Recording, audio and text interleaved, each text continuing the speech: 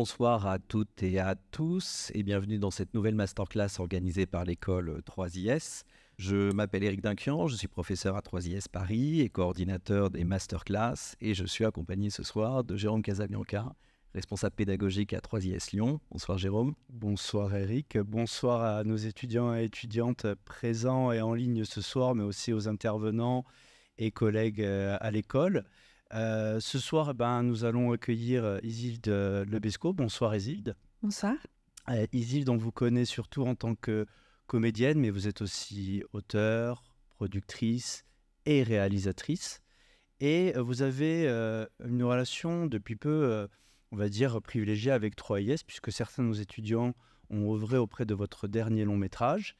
Et plus largement, ce soir, on parlera de la place des femmes à la réalisation. Je propose qu'on commence cette masterclass par votre carrière d'actrice. Comme nous avons ce soir quand même quelques étudiants qui seront dans le futur en filière acting, les premières questions se porteront quand même justement sur votre formation. Comment vous avez commencé? Quelle formation avez-vous eue? Et quels a été ces premiers contacts avec le monde professionnel pour vous? Alors, je crois que la formation, elle a été très intuitive et le fait de ne pas être très mentalisée dans un système scolaire très inscrit et que je prenais très au sérieux, m'a, je pense, permis d'être très intuitive et je crois que c'est très essentiel pour un acteur d'être à même de se laisser porter par une émotion. Et puis, je crois d'avoir une forme d'empathie pour captiver l'émotion de quelqu'un et pouvoir la retranscrire. En tout cas, dans la manière dont j'ai fait l'actrice. On peut évidemment le faire autrement, mais moi, c'était plutôt ça. Vous avez été assez vite reconnu par la profession parce que vous avez été nommé 2 fois au César du meilleur espoir féminin pour Zad et Roberto Succo. Ces nominations, quel impact ont-elles eu sur votre carrière, puis même sur l'actrice que vous êtes? Eh bien, moi, je faisais tout très, très sérieusement, mais je ne me prenais pas au sérieux. Donc, en fait, on sait les jalons, les récompenses. Eh bien, très tôt, j'ai pressenti que c'était pas ça l'essentiel, que c'était surtout de la chance, des occasions, mais je sentais pas que parce que j'avais des nominations ou des prix, j'étais meilleure qu'une autre, ou j'arrivais à un point culminant. C'est lié au hasard. Et c'est pas ça qui constitue son métier et l'essence de son métier. Face à une pluie peut-être d'opportunités, de chance, hein, comme vous le dites, et face aussi à l'inspiration, hein, et l'instinct que vous avez en tant qu'actrice, est-ce qu'il vous est arrivé quand même de refuser des rôles et des films dans lesquels on vous désirait? Oui, parce que quand j'avais justement ces prix, ces Césars, parfois on me proposait des choses auxquelles je ne correspondais pas pour peut-être des mauvaises raisons. Et ça, finalement, à un moment donné, ça se voit, ça se sent et les choses ne se font pas puisqu'il y a des évidences, il y a des rencontres. Alors, on ne force pas les choses, je crois. Et s'il n'y avait pas une vraie rencontre entre un personnage et une histoire que j'avais envie d'incarner, et un réalisateur euh, dans lequel lâcher prise, donc une forme de lien, de connexion, quel qu'il soit, eh bien, ça ne se faisait pas. Il faut vraiment, pour qu'un projet avec un acteur se fasse, la rencontre de 3 choses, du projet, du personnage et du réalisateur. Et éventuellement, après, toutes les questions logistiques. Pour approfondir votre réponse, est-ce qu'il y a vraiment des personnages en particulier qui vous attirent particulièrement, des univers dans les projets qu'on vous propose, quelque chose qui vous inspire directement? Je pense que j'étais assez inspirée par les films que les réalisateurs avaient fait avant, s'ils me touchaient ou pas. J'avais plus envie d'être... c'était plus ça qui me touchait à cette époque. ou parfois la persistance de quelqu'un aussi sur un projet. Mais comme moi, j'ai toujours écrit, peint et fait des films, être actrice, ça passait après quand même. Comment vous prépariez vos rôles? Quelle était la relation justement avec les réalisateurs, les réalisatrices ou les metteurs en scène? Comment vous vous prépariez à tout ça justement? Eh bien, déjà, j'apprenais mon texte longtemps à l'avance, afin que je puisse l'oublier. Et justement, après qu'il soit vraiment en moi, tout naturellement. Et puis, je portais beaucoup d'attention aux costumes, aux chaussures, aux vêtements. Tout ça, ça crée la démarche. On n'a pas la même démarche si on décide de marcher pieds nus ou si justement on est avec des hauts talons.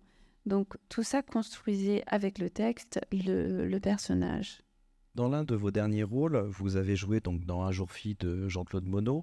C'est un film qui raconte l'histoire vraie d'Anne Grandjean. C'est une personne qui est née intersexe au XVIIIe siècle et qui a vécu un calvaire, ce qui est raconté par le film. Alors avant de vous parler de ce film, on va regarder la bande-annonce, s'il vous plaît.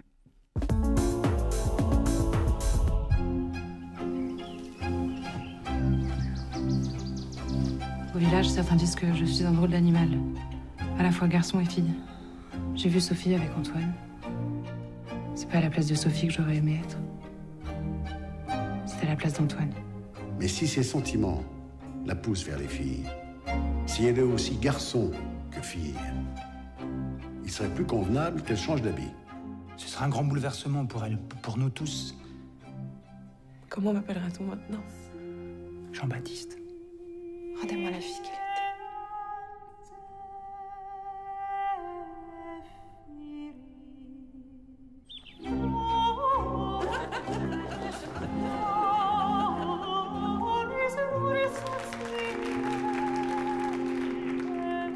Jeff, je ne suis pas comme les autres hommes.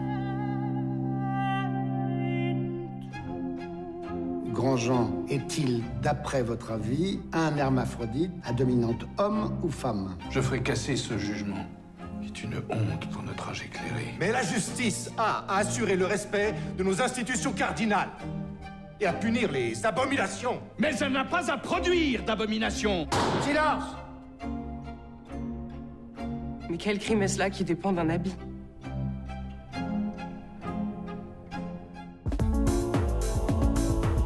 Est-ce que vous pouvez nous raconter ce qui vous a attiré dans ce projet pour que vous l'ayez accepté et nous définir aussi le rôle que vous avez dans ce film? Eh bien, le scénario était vraiment très beau. Je trouvais l'histoire très belle et le transgenre, on peut avoir des avis parfois extrêmes. Et en fait, quand on voit la trajectoire de quelqu'un et toutes les souffrances dans la vie que ça a pu induire de ne pas avoir le bon corps, de sentir qu'on n'a pas le bon corps, au-delà même d'une forme de mode, même aujourd'hui, qu'il peut y avoir de vouloir changer de sexe, j'aimais en fait plonger dans ce questionnement, dans cet univers ontologique. Et ouais. Et vous pouvez nous parler de votre rôle spécifiquement dans le film? Eh bien, là, pour le coup, c'était vraiment le film que j'avais envie de soutenir. Et de participer, en fait. Et mon personnage, c'est un personnage d'une mère un peu désarçonnée, en fait, qui ne sait pas vraiment quoi faire, mais qui, en même temps, aime son enfant, qu'il soit homme ou femme. Très bien, merci. On va passer assez vite à un autre volet de notre rencontre, c'est-à-dire votre carrière de réalisatrice. Et on reviendra aussi avec vos questions sur la carrière d'actrice, si vous en avez bien évidemment. Parce que vous passez au début des années 2000 à la réalisation, avec une série de courts-métrages puis de longs-métrages. Quelle a été l'impulsion pour passer derrière la caméra? Alors en fait, c'est une petite anecdote où je n'aimais pas l'école. Et je voulais arrêter l'école et ma mère m'a fait promettre de travailler et d'écrire un scénario pendant le temps où j'allais pas à l'école. Et ce que j'ai fait très sérieusement. Donc voilà, j'ai écrit ce scénario. Puis après, c'était très naturel pour moi de le faire. j'ai toujours fabriqué, peint et fabriqué des maquettes de choses.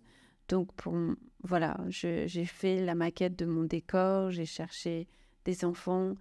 Et étant très jeune, je me suis pas posé la question, tiens, je le fais pas. Finalement, c'est peut-être un peu trop gros pour moi. J'étais vraiment, pas après pas, mais j'avais que cette direction. Mais alors justement, il y a la peinture, il y a la scénarisation. Quand est-ce que vous avez rencontré une caméra justement et comment ça s'est passé avec ce pouvoir d'enregistrer, de capter? Alors ça, je l'ai eu bien avant de faire mon premier film. Avec mes frères et sœurs, on s'amusait beaucoup avec des VHS, de faire des films entre nous. Je reconnecte avec ce que vous nous dites aussi avec votre démarche d'actrice. On a l'impression que le passage à la réalisation, c'est quelque chose d'assez organique. En fait, la manière dont ça se déploie chez vous, alors que la réalisation, ça pourrait être quelque chose d'assez pas à pas, voire besogneux, voire même assez une espèce de construction des fois assez intellectuelle. On sent que c'est quelque chose qui vient spontanément, on a l'impression. Oui, mais ça, en fait, dans la réalisation, ce qui est assez incroyable, c'est que en France, ça demande vraiment beaucoup de talent, notamment celui d'écrire des scénarios, celui d'insuffler une émotion, celui de construire une histoire. Et on ne les a pas forcément tous. Parfois, en fait, la réalisation vient de la narration, de vouloir construire une histoire ou justement de transmettre une émotion. Et moi, ça a toujours été transmettre une émotion, que ce soit dans les films ou dans la peinture. Ça a toujours été transmettre l'émotion que j'ai en moi et que je veux, transmettre parce que peut-être je la vis pas et qu'en fait j'ai envie du coup de la vivre finalement. On a quand même quelque chose qui nous frappe et qui moi me frappe dans vos réalisations, c'est qu'on voit une évolution, c'est flagrant. On passe quand même de quelque chose qui peut être perçu comme un cinéma du réel. Et petit à petit, on a une sophistication qui se renforce dans le temps et dans l'évolution. Et puis une assurance aussi. Hein, c'est une question un peu pêle-mêle que je vais faire. J'ai pas fini avec un constat à la fin. On vous voit. On vous voit présente dans la scène. Et telle Chaplin, eh ben, vous êtes à la réalisation, derrière, devant la caméra. Est-ce que vous pouvez nous expliquer tout ça, justement? Eh bien, c'est vrai que au début, je comptais beaucoup plus en fait sur l'inattendu, sur ce qui était plus fort, ce que j'allais capter, et que tout cela était bien plus fort que ce que je voulais filmer. Et finalement, je me rends compte au fur et à mesure des films que il faut cette assurance quand même, avoir suffisamment confiance en toi pour se dire que la magie peut aussi venir avec ce qu'on a décidé de faire et comment on a décidé de le faire. Voilà, donc je pense que c'est un grand parcours, la réalisation. Même si j'ai commencé tôt et j'aime beaucoup mes premiers films, mais je pense que ça demande une maturité que seule l'expérience et les années vous donnent. Justement, là, dans les divers thèmes qu'on a vus, on peut se poser la question, mais comment vous choisissez ces thèmes-là? Quels sont vos thèmes de prédilection? Et on en a vu quelques-uns là, mais qu'est-ce qui vous anime globalement et grandement, justement, pour choisir un thème? Ça s'impose plutôt à moi. Je pense que c'est jusqu'à présent, mes films ont toujours été liés à ce que j'ai vécu, hein. C'est sûr. Mais parce que je suis aussi dans une économie comme elle est aujourd'hui, ça veut dire que j'ai pas eu le sentiment d'avoir très accessible des moyens tels que je pouvais imaginer des films de fiction. Mais même si j'imaginais des films de fiction à gros moyens, je pense qu'il y aurait toujours... La chose la plus importante, c'est aussi ce qui est au-delà du matériel, au-delà des mots, qu'est-ce qui se passe entre des gens, la rencontre, quel est le parcours. Et tout ça, ça serait quand même, je crois, toujours au centre de mes films. Même si autour de ça, il peut se passer plein de choses, mais c'est le voyage personnel des personnages. Et vous avez abordé rapidement la production de vos films. Ce sont des films d'auteur, c'est difficile à produire, même dans un pays comme la France qui favorise le cinéma d'auteur. Donc comment sont montés financièrement vos films? Est-ce que vous avez des difficultés particulières à trouver les financements? Est-ce que vous avez les moyens de vos ambitions? Jusqu'à présent, j'ai plutôt eu l'ambition de mes moyens. Donc, ça, en ce sens, ça s'est déroulé comme je voulais. Je me suis jamais j'ai toujours écrit des films que je me disais que je pouvais faire quoi qu'il arrive, et avec les moyens du bord.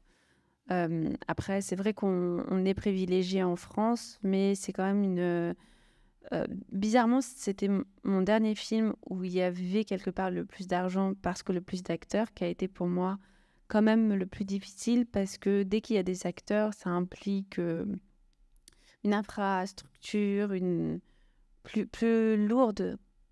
Et du coup, on est moins libre. Donc, l'argent, les moyens, c'est bien. Mais le coût de la liberté, elle est aussi parfois de faire avec peu de choses. Est-ce qu'il y a une étape dans la fabrication du film, au niveau de la réalisation, que vous préférez particulièrement, où vous mettez tout au même niveau entre la préparation, le tournage, la post-production? Ouais, je crois que j'aime toutes les étapes. Elles sont plus ou moins tranquilles, excitantes, dominantes aussi. Mais je les aime toutes. En tant qu'actrice, on vous voit aussi en tant qu'actrice, donc on imagine qu'a priori, vos films se font sur le plateau, mais est-ce que, non, vous ne faites pas ce distinguo-là? Comme actrice, c'est très tranquille les tournages, parce que c'est très tranquille, mais à la fois, bon, on est très utilisés, donc c'est à la fois tranquille, et puis à la fois, bon, bah, faut être très centré, je pense, pour se rassembler le soir. Et comme réalisatrice, les tournages, c'est très, très dur. Très dur. Ben, on n'a que des choses qui sont à l'encontre de nous, que des gens qui veulent prendre le pouvoir. Donc, c'est faire un film, c'est manager les égos tout le temps, tout le temps, tout le temps. Et comment vous gérez les imprévus? Eh bien, c'est que du management humain. Parce qu'en vérité, les imprévus, c'est inhérent à la vie. Et donc, au tournage, dès qu'il y a de l'humain, il y a des imprévus. Parce qu'il y a les humeurs, les caractères, les accidents, les corps, tout simplement, qui imposent l'inattendu. Et... Vous les intégrez dans le film, ces imprévus, Ah, ça, on n'a pas le choix d'intégrer...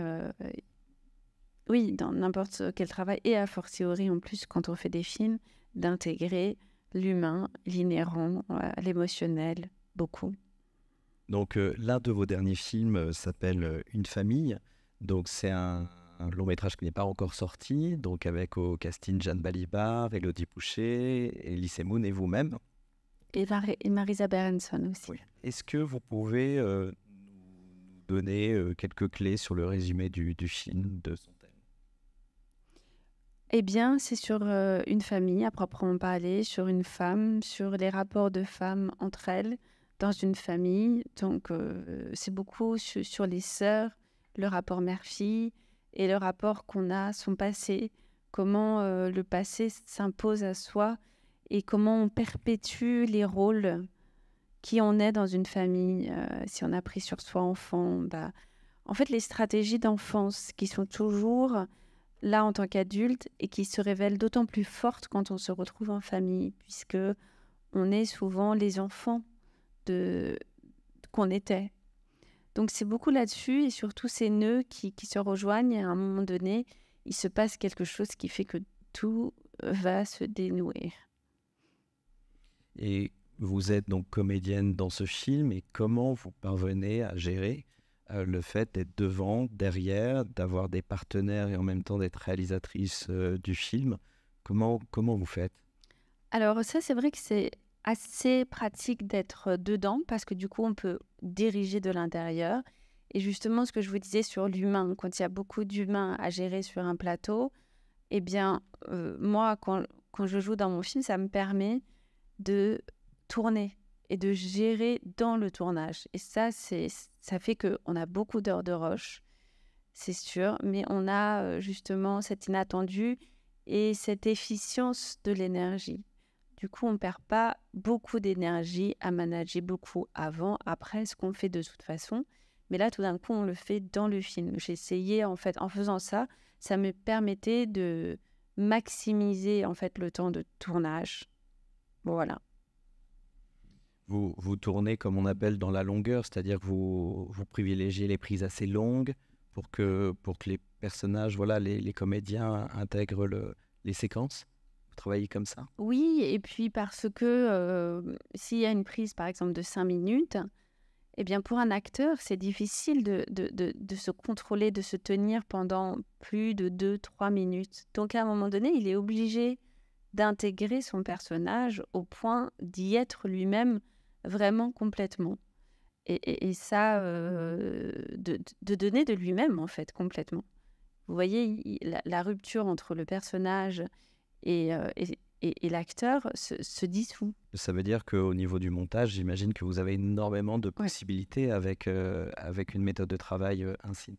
Oui, beaucoup. Et ça, c'est vrai que c'est pas facile à gérer parce que quand on a été dans un tournage qui a été éprouvant, eh bien, c'est pas facile de le monter et qu'il faut cette distance et cette, quelque part, réparation du tournage parce que c'est comme une guerre, un tournage, hein, vraiment. Donc, ça prend du temps et le temps, on ne peut pas vraiment le contrôler.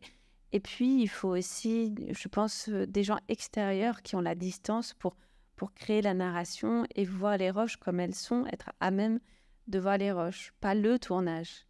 Par exemple, un réalisateur, si à un moment donné, il ne peut plus voir un acteur en peinture, il n'a pas envie de le monter, alors que la scène, elle est peut-être bien pour le film.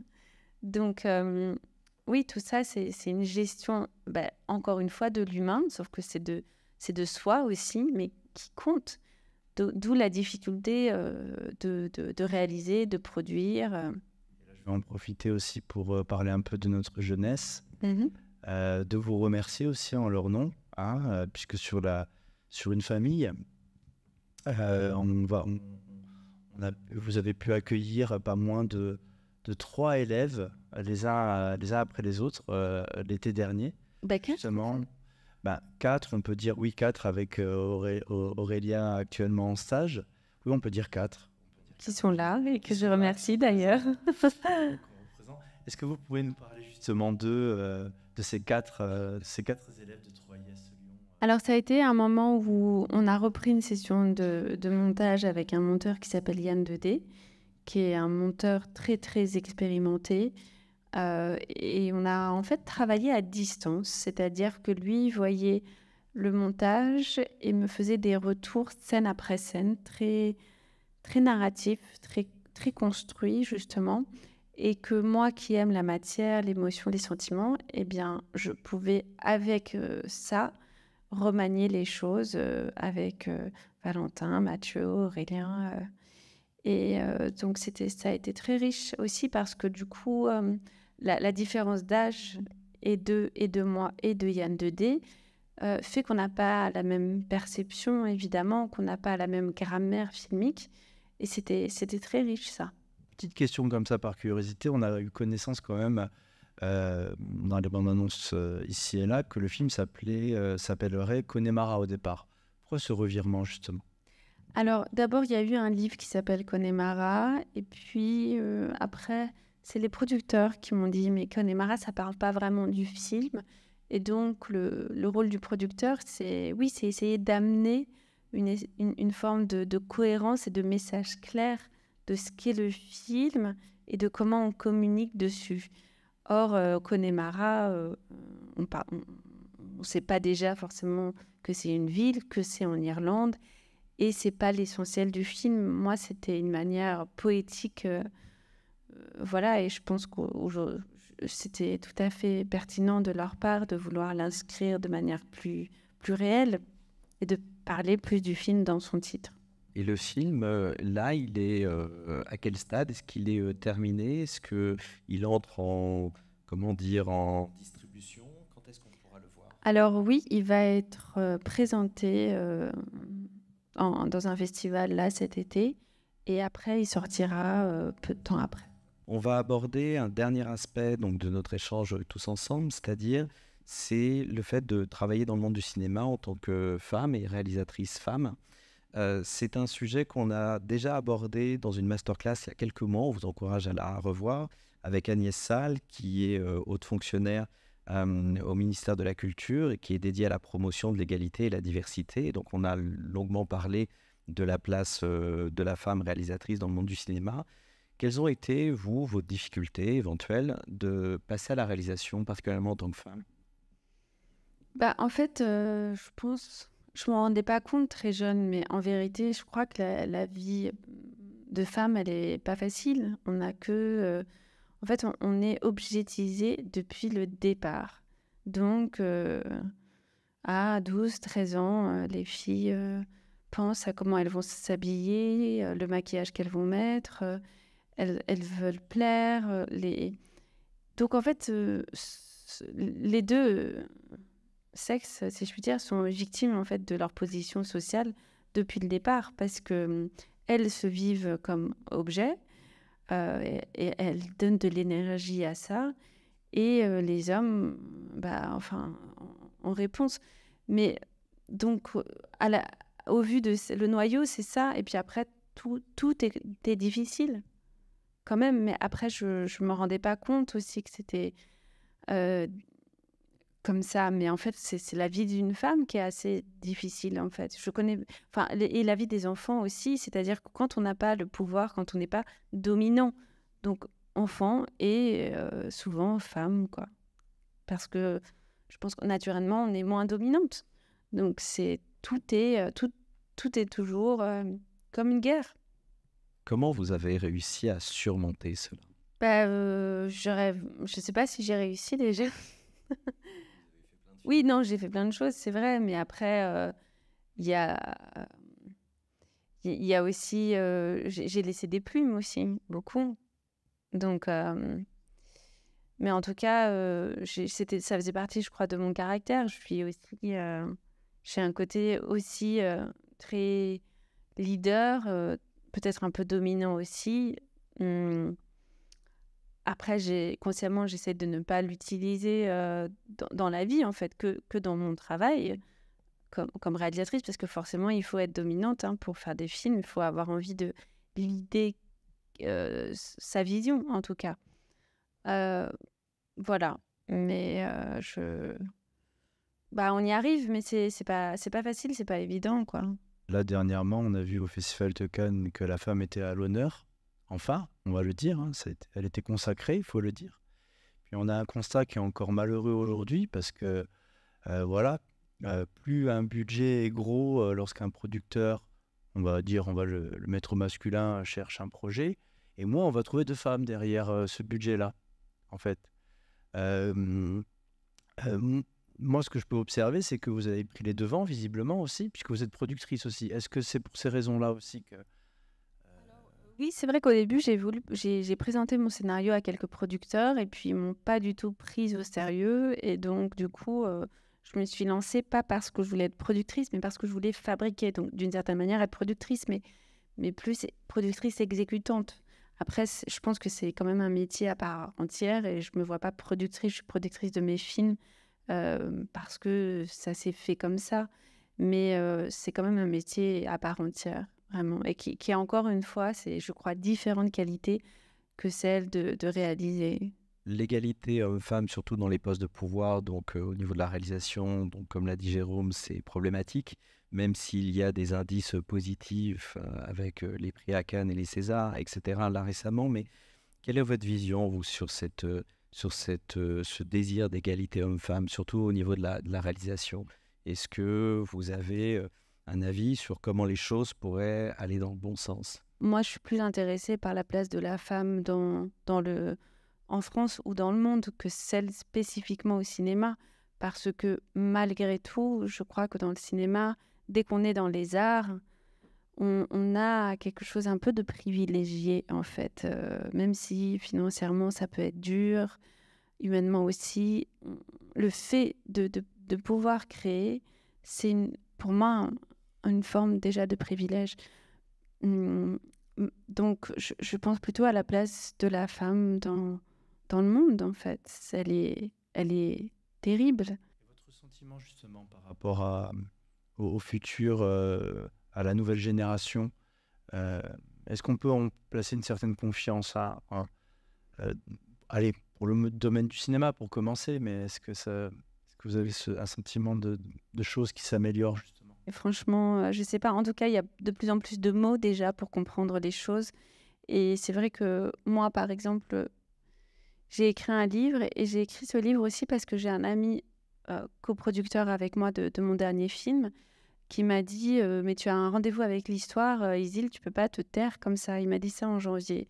Et donc, il y a évidemment des hommes, lui, il a moins de 50 ans, et qui sont pas du tout dans cette dominance naturelle d'autrui.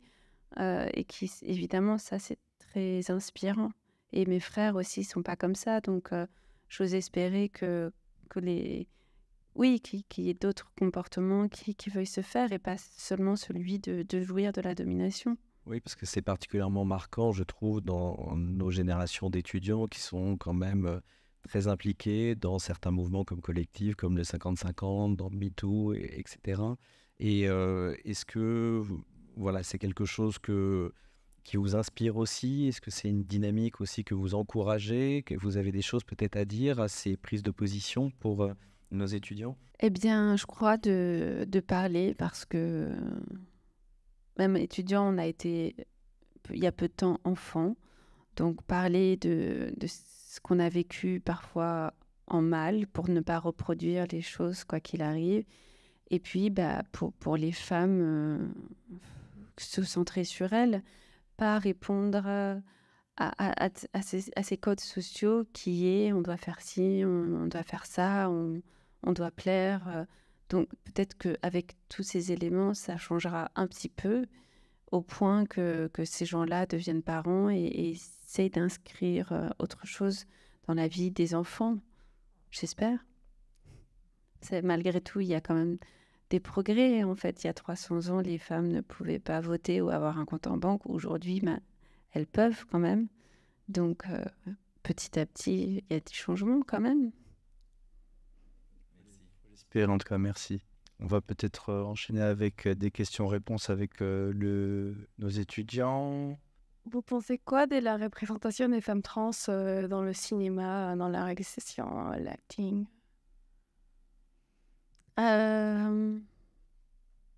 J'ai vu un court-métrage il n'y a pas longtemps, la semaine dernière, Éco-tubeur. J'étais jury au Festival de Porquerolles. Et il y en avait un, c'était justement sur un trans et l'écologie. Et j'ai trouvé ça très touchant. À un moment donné, quand ils sont filmés comme des êtres humains, après, j'ai pas vraiment plus d'avis dessus. Moi, j'ai pas forcément eu envie de faire ça. Enfin, je dis ça, mais en fait, non. Il y a eu un roman qui m'a beaucoup touchée et dans lequel un personnage était trans. Mais ce que j'aimais, c'est que ça faisait pas non plus, en fait, le sujet du film. Voilà, c'est ces nouveaux récits qui vont arriver et où ces gens seront pris dans leur globalité et pas que dans leur parcours de transformation. Je trouve ça intéressant. Ça veut dire on ramène à l'humain. Quelles sont vos sources d'inspiration? Il y avait l'humain, vous avez parlé de l'humain et du vécu, mais est-ce que, par exemple, je ne sais pas, en vous promenant quelque part, vous voyez quelque chose et une idée germe et de là, une écriture arrive, ou est-ce que c'est quelque chose où vous allez vous poser, essayer de réfléchir et créer un scénario ou un livre à partir de ça? Alors, moi, c'est vraiment quand je suis hors contrôle et que je n'essaie pas de chercher des choses que tout s'impose à moi. Je crois que il y a beaucoup de choses dans la vie où on a tellement appris à contrôler, réfléchir, trouver, et où en fait tout est accessible si justement on n'essaie pas de les avoir. Les idées, en fait, c'est la vie, il y en a tellement. Et ouais, ça, je ne suis pas forcément la bonne personne pour parler de ça, parce que moi, c'est très, très intuitif. Et après, c'est le temps qui fait que je vais vraiment y aller ou pas. Et puis, c'est les rencontres aussi qu'on fait qui vont contribuer ou pas à un projet dont on parle et où ça peut fédérer des gens. Ou alors, parce qu'on en parle, tout d'un coup, mais même à un inconnu, hein, peu importe, eh bien, il y a des choses qui se révèlent et ça semble plus construit et ça nous donne plus envie. Tout ça, je crois. Comme finalement des projets qui ne seraient pas artistiques aussi. Bonjour Isilde, à quel moment on peut ressentir qu'on tient quelque chose quand on a une idée, un scénario, et qu'on se dit rien ne m'empêchera d'aller au bout, que ça soit en tant que monteur, scénariste, donc auteur en France, et pour aller jusque derrière la caméra, voire se mettre devant. Eh bien, oui, c'est intéressant comme question. Parce que je pense que c'est quelque chose qui vit presque en dehors de soi et ça s'impose. Moi, j'ai des idées toutes les semaines, tout le temps, et j'ai toujours envie de m'y plonger. Et maintenant, j'ai appris à mieux gérer ça et à me dire, on verra dans 15 jours, dans 1 mois, si cette idée vit toujours de manière importante et grandit, en fait. Le temps fait son office et c'est là qu'on sait que c'est soit des projets profonds qui s'imposent à soi et dans lesquels on va œuvrer, ou soit ça part et ça amènera d'autres choses après. Après, moi, l'approche là dont je parle, c'est une approche presque mystique. Ça veut dire, moi, je pense pas que je pense à des projets, que je le fais. Je pense toujours que ça s'impose à moi et que j'en suis quelque part un peu je travaille à ça. Mais c'est pas quelque chose de égotype, en fait. Je crois qu'on est choisi par l'art, on est choisi par les histoires, on est choisi. Comment justement choisir la forme que prendra cette envie d'art Vous disiez tout à l'heure que je crois que vous peignez aussi entre justement l'écriture d'un roman, le film ou la peinture. Quel exutoire vous privilégiez? Est-ce que ça aussi ça s'impose à vous ou est-ce que le fond de ce que vous avez envie de raconter va faire que vous allez forcément aller vers un médium particulier? Ouais, je pense que ça se choisit. J'ai écrit un livre il y a 1 an et à un moment donné, ça s'est imposé à moi de faire que écrire, alors que quelques mois auparavant, je faisais que peindre. Donc, pour moi, c'est vraiment une énergie. Après, il y a des médiums plus ou moins naturels. Moi, je sais que je peux peindre 20 heures de suite. Et voilà, je pense que ça, la manière dont on est avec ce qu'on fait définit, je pense, ce pourquoi on est le mieux à ce moment-là pour faire. Si vous êtes harassé parce que vous avez écrit 2 heures, peut-être vous pouvez vous dire c'est pas forcément ce que je dois faire pendant 10 heures si ça m'épuise à ce point-là. Donc toujours s'écouter de part et d'autre. Même si le cinéma est beau et porteur d'émotions et de beaucoup de choses, ça reste quand même un milieu profondément patriarcal. Donc, quelle serait la chose que vous pourriez leur transmettre à ces femmes pour qu'elles se fassent une place dans ce milieu le plus sereinement possible, en fait, et avec le plus de joie, en fait, et de joie de travailler, en fait, dans ce milieu? Je crois que ce que je pourrais dire, je sais pas si je pourrais, moi, donner les meilleurs conseils, hein, mais en tout cas, de manière plus large, je crois, les meilleurs conseils qu'on peut donner à une femme, je crois, c'est savoir mettre des limites, être centrée sur elle et qu'elle fasse son métier comme elle aime le faire, mais d'avoir une conscience aiguë de là où il y a des limites qui peuvent être dépassées et où ça lui va pas. Parce qu'en fait, quand quelque chose est dissonant et nous va pas un peu, parfois on a tellement en ligne de mire ce pourquoi on est là et le travail qu'on reste un peu négligente sur ces limites, alors que je crois qu'elles sont essentielles, que ce soit dans le milieu du cinéma ou dans tous les autres milieux.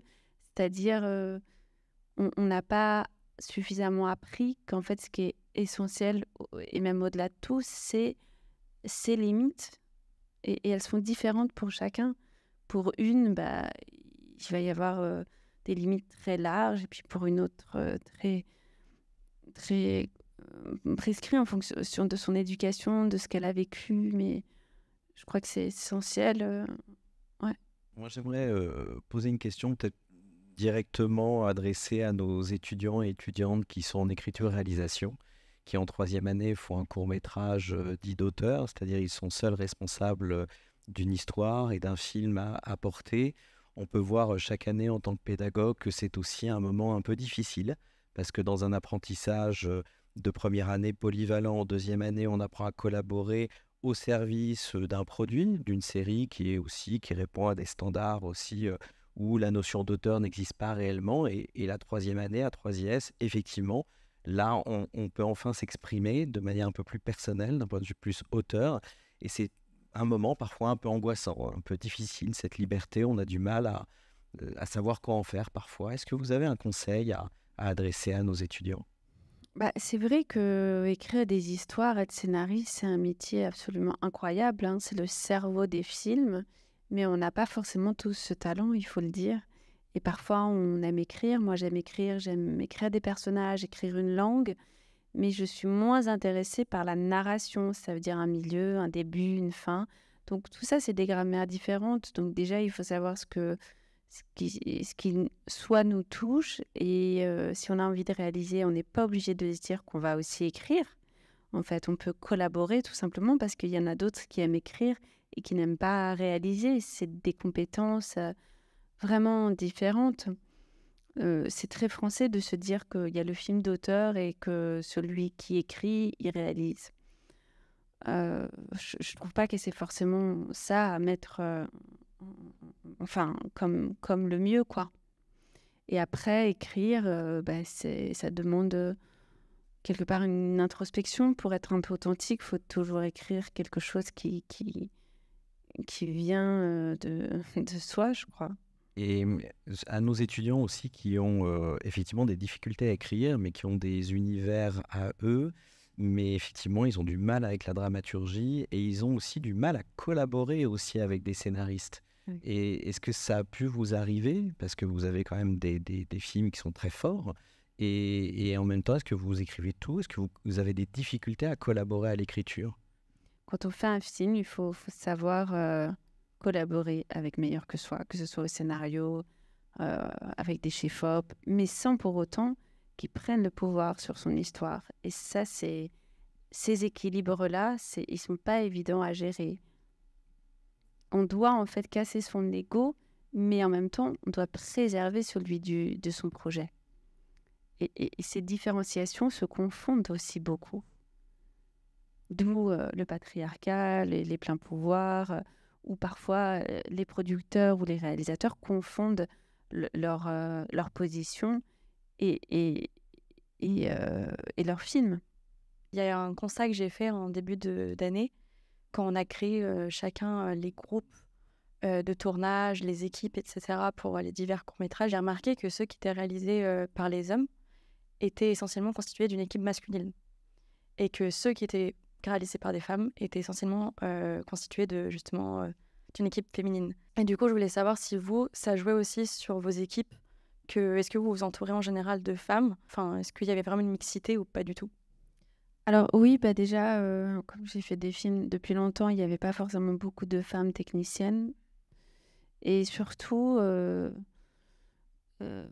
ça a été exacerbé en fait récemment avec le MeToo. Mais en fait, ce qui importe, c'est pas tant le genre, c'est d'être avec des gens qui ont ce respect de qui fait le film, qui prend les décisions, et que cette personne-là n'abuse pas pour des raisons diverses, autres que le film.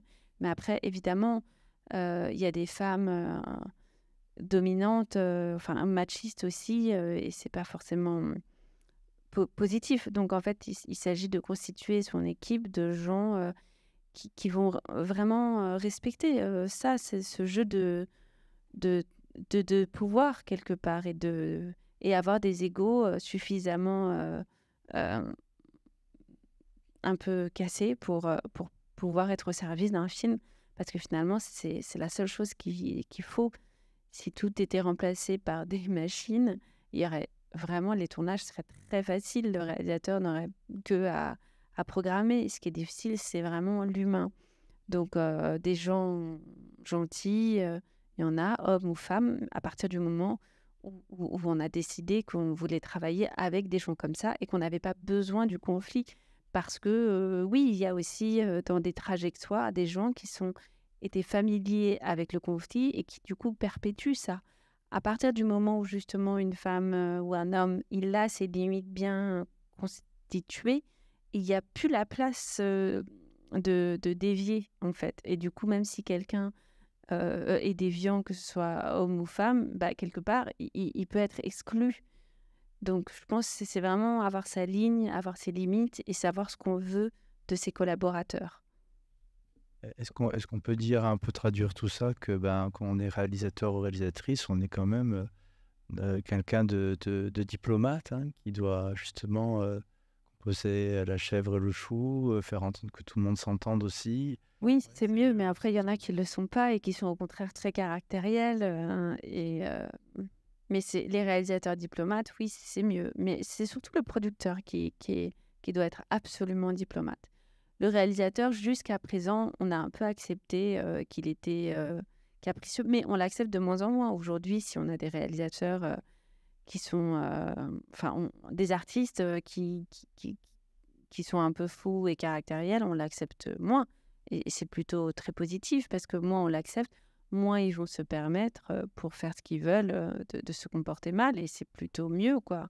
Encore une fois, c'est des métiers tellement de privilégiés qu'au minimum, on peut se comporter bien, quoi. Merci beaucoup. C'est la fin de notre masterclass. Je pense qu'on peut vous applaudir, Isilde. Encore merci à vous, Isilde.